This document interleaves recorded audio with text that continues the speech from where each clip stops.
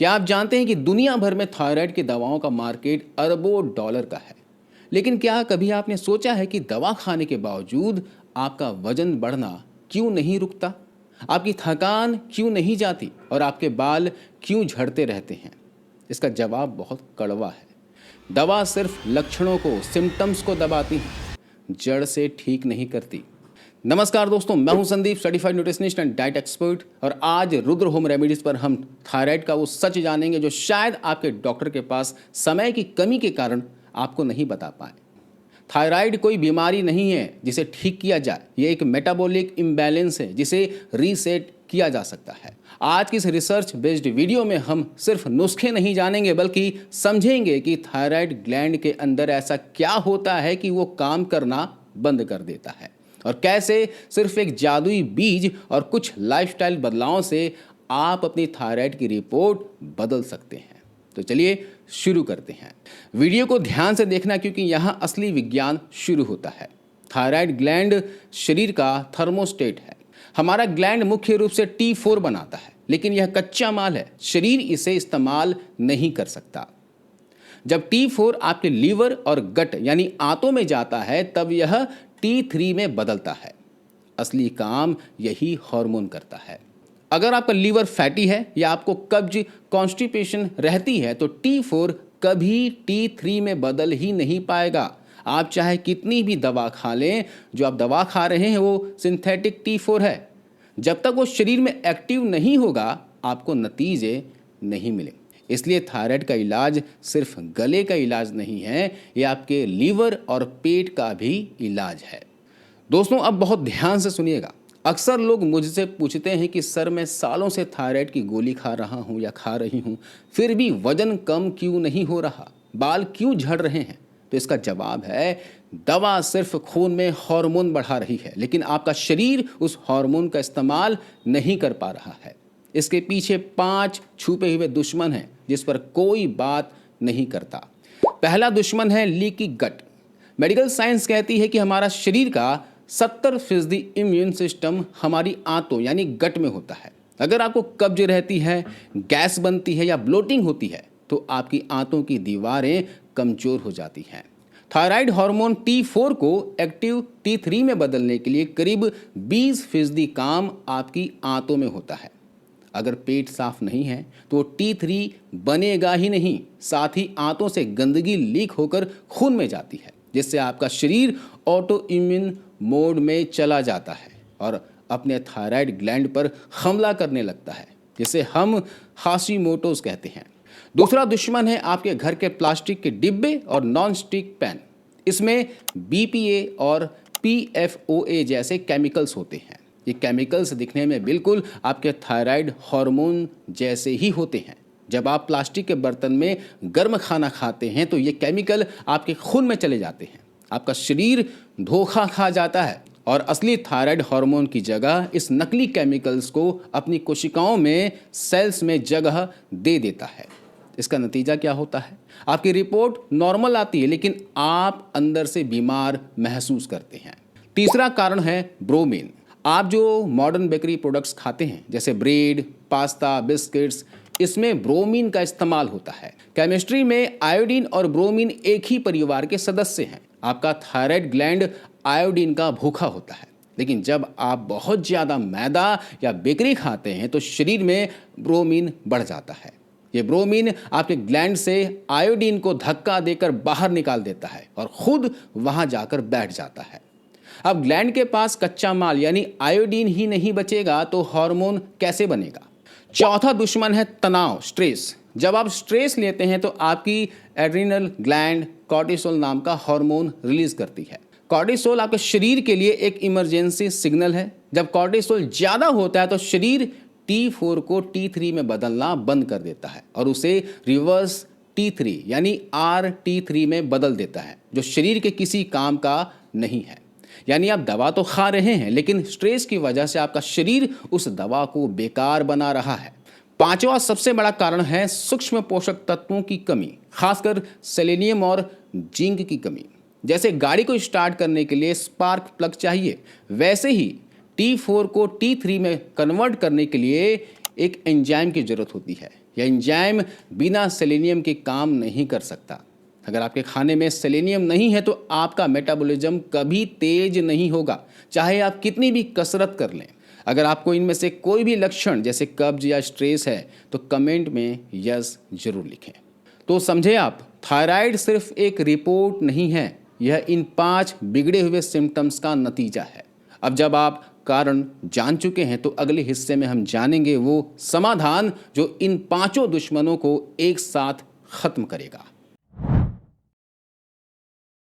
अब आते हैं वीडियो के सबसे जरूरी हिस्से पर। अक्सर लोग डाइट का मतलब समझते हैं खाना छोड़ देना, लेकिन थायराइड में डाइट का मतलब है सही पोषण से ग्लैंड को फिर से जगाना। एक डाइट प्लानर के तौर पर मैं आपको ये 4 पिलर्स बता रहा हूँ, जिन्हें अगर आपने 3 महीने फॉलो कर लिया तो आपकी रिपोर्ट खुद गवाही देगी। थायराइड ग्लैंड की कोशिकाओं को रिपेयर करने के लिए हमें चाहिए अच्छी चर्बी यानी हेल्दी फैट्स। यहाँ 2 बीज सबसे बड़े खिलाड़ी हैं, जिसमें पहला है अलसी यानी फ्लैक्स सीड्स। अलसी में पाए जाते हैं लिग्नेंस। ये वो तत्व है जो आपके शरीर में बढ़े हुए खराब एस्ट्रोजन को बाहर निकालते हैं। थायराइड के मरीजों को अक्सर कब्ज रहती है, कॉन्स्टिपेशन रहती है, और जैसा पहले मैंने बताया, अगर पेट साफ नहीं होगा तो हार्मोन कन्वर्जन यानी T4 से T3 नहीं होगा। अलसी का फाइबर आंतों की झाड़ू की तरह सफाई करता है, तो अलसी लेना आज से ही शुरू कीजिएगा। लेने का सही तरीका क्या है? अलसी को हल्का भून लें और दरदरा पीस लें, और रोज दोपहर के खाने के 30 मिनट के बाद 1 चम्मच अलसी के पाउडर को गुनगुने पानी से लें। कभी भी कच्ची अलसी या साबुत अलसी ना खाएं, ये पचती नहीं है। दूसरा सीड्स है सूरजमुखी के बीज, सनफ्लावर सीड्स। इसमें होता है दोस्तों विटामिन ई और सेलेनियम। ये दोनों मिलकर एक एंटीऑक्सीडेंट कवच बनाते हैं जो थायराइड ग्लैंड को ऑक्सीडेटिव स्ट्रेस यानी तनाव से होने वाले नुकसान से बचाते हैं। तो रोजाना सिर्फ 1 चम्मच आपको सूरजमुखी का बीज का सेवन करना है। कैसे करना है? इन बीजों को तवा पर भून लीजिएगा और रोजाना 1 चम्मच दिन के समय में कभी भी ले सकते हैं। सुबह नाश्ता करने के आधे घंटे के बाद ले लीजिए। सुबह नाश्ता करने के आधे घंटे पहले भी आप इसका सेवन कर सकते हैं, लेकिन ये दोनों ही बीज आज ही मंगवाइए और आज से सेवन शुरू कीजिए। सुबह की शुरुआत आपकी सेहत की दिशा तय करती है। अगर आप उठते ही चाय या कॉफी पीते हैं तो आप अपने ग्लैंड को एसिड की चोट दे रहे हैं। क्या आप भी सुबह की शुरुआत चाय से करते हैं? ईमानदारी से कमेंट में बताइएगा। और अगर करते हैं तो आज से ही छोड़ दें। इसकी जगह यह मैजिकल काढ़ा शुरू करें, जिसमें आपको धनिया और दालचीनी का इस्तेमाल करना है। अब धनिया और दालचीनी क्यों? धनिया के बीज में शीतल गुण होते हैं, ये थायराइड ग्लैंड की सूजन को कम करते हैं। वहीं दालचीनी आपकी इंसुलिन रेजिस्टेंस को तोड़ती है। थायराइड के मरीजों का वजन इसलिए बढ़ता है क्योंकि उनका शरीर शुगर को एनर्जी में नहीं बदल पाता। दालचीनी इस प्रोसेस को तेज करती है। तो कैसे बनाना है? रात को 2 चम्मच साबुत धनिया और 1 छोटा टुकड़ा दालचीनी 1 गिलास पानी में भिगो दें। सुबह इसे तब तक उबालें जब तक पानी आधा न रह जाए। इसे चाय की तरह घुट घुट करके सुबह सुबह खाली पेट पिएं। और अगर आप सुबह थायराइड की गोली खा रहे हैं, दवाई ले रहे हैं, तो दवाई लेने के 1 घंटे के बाद आप इस चाय का जरूर सेवन कीजिएगा। इस चाय को पीने के बाद आधे घंटे तक आपको कुछ भी खाना पीना नहीं है। आधे घंटे के बाद अपना सुबह का नाश्ता ले सकते हैं। देखिए, हार्मोन कोई जादू से नहीं बनते। उन्हें बनाने के लिए शरीर को एक खास अमाइनो एसिड चाहिए होता है। नाम है एल थायरोसिन। अगर आपके पास ईंटें नहीं होगी तो आप दीवार कैसे बनाएंगे? थायरोसिन वही ईंटें हैं। इसके लिए आपको कद्दू के बीजों का सेवन करना होगा। ये न सिर्फ थायरोसिन बल्कि जिंक का भी सबसे बड़ा सोर्स है। बिना जिंक के आपका थायराइड ग्लैंड सोता रहता है। इसके अलावा बादाम और दालों का सेवन कर सकते हैं। भीगे हुए बादाम और मूंग जैसी दालें अपनी डाइट में जरूर बढ़ाएं। ये आपके मेटाबॉलिज्म को किक स्टार्ट करती हैं। अगर आप शाकाहारी हैं तो थायरोसिन की कमी को पूरा करने के लिए ये आपके सबसे अच्छे दोस्त बन सकते हैं। लोग अक्सर गलती कहाँ करते हैं? वो या तो बहुत ज़्यादा नमक खाते हैं या डर के मारे नमक खाना बिल्कुल बंद कर देते हैं। दोनों ही खतरनाक है। अब हम जो साधारण सफ़ेद नमक खाते हैं वो लैब में रिफाइन किया जाता है और उनमें सिर्फ सोडियम और क्लोराइड होता है। लेकिन सेंधा नमक कुदरती है, इसमें 84 सूक्ष्म पोषक तत्व होते हैं जो सीधे आपकी कोशिकाओं की ऊर्जा को बढ़ाते हैं। तो यहाँ पर आपको सादा नमक की जगह सेंधा नमक का इस्तेमाल करना है। अगर आपको डॉक्टर ने आयोडीन की कमी बताई है तो आप आधा सेंधा नमक और आधा आयोडाइज नमक का मिश्रण इस्तेमाल करें। लेकिन अगर आपका थायराइड ऑटो इम्यून हाशिमोटो है तो सेंधा नमक आपके लिए वरदान है। अब मैं आपको फिर से बता देता हूँ कि कौन कौन सी चीज़ें कब कब लेनी है। तो सुबह सुबह खाली पेट आप धनिया पानी पीजिए, ये डिटॉक्स करेगा और सूजन कम करेगा। लंच के बाद आप 1 चम्मच भुनी हुई अलसी खाइए। लंच करने के आधे से 1 घंटे के बाद आपको 1 कप पानी के साथ इसे लेना है। ये हार्मोनल बैलेंस करेगा और कब्ज दूर करेगा। शाम के नाश्ते में 1 चम्मच कद्दू के बीज खाइए। कद्दू के बीज को भून लीजिएगा और ऐसे ही चबा चबा कर खा लीजिएगा। ऊपर से 1 कप पानी पी लीजिएगा। इसी बीच आपको 1 चम्मच सूरजमुखी का बीज खाना है। जैसे मैंने बताया कि सुबह नाश्ते से पहले या नाश्ते के बाद सूरजमुखी के बीजों का सेवन कर सकते हैं। ये जिंक और हार्मोन प्रोडक्शन को बढ़ाएगा। और आपको सादा नमक की जगह सेंधा नमक का इस्तेमाल करना है।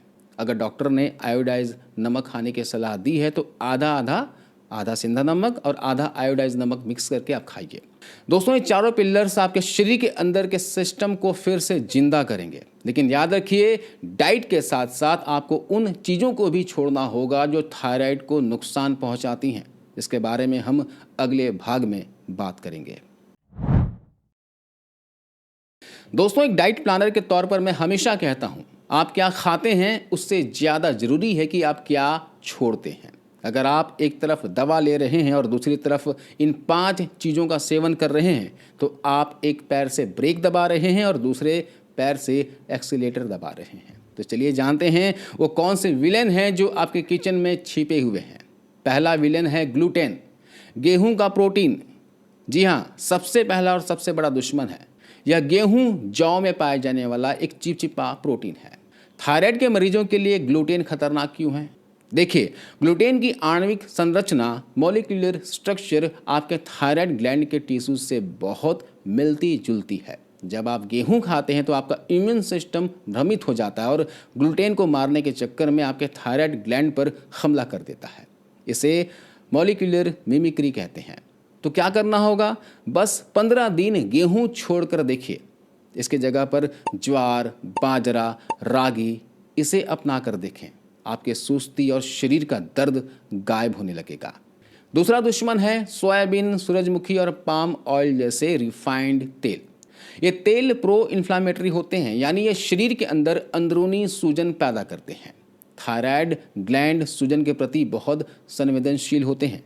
जब शरीर में सूजन होती है तो हार्मोन रिसेप्टर्स ब्लॉक हो जाते हैं। तो क्या करें? खाना बनाने के लिए कोकोनट ऑयल, नारियल का तेल सबसे बेस्ट है, क्योंकि इसमें लॉरिक एसिड होता है जो मेटाबॉलिज्म को तेज करता है। या फिर आप घर का बना हुआ शुद्ध घी का इस्तेमाल करें। तीसरा नाम है दोस्तों सोयाबीन, सोया चंक्स और सोया मिल्क। सोया में आइसोफ्लेवोन्स होते हैं जो आपके शरीर में एस्ट्रोजन हार्मोन की नकल करते हैं। ये गोइट्रोजेंस की तरह काम करते हैं, यानी आपके ग्लैंड को आयोडीन सोखने से रोक देते हैं। बिना आयोडीन के ग्लैंड ठप पड़ जाता है।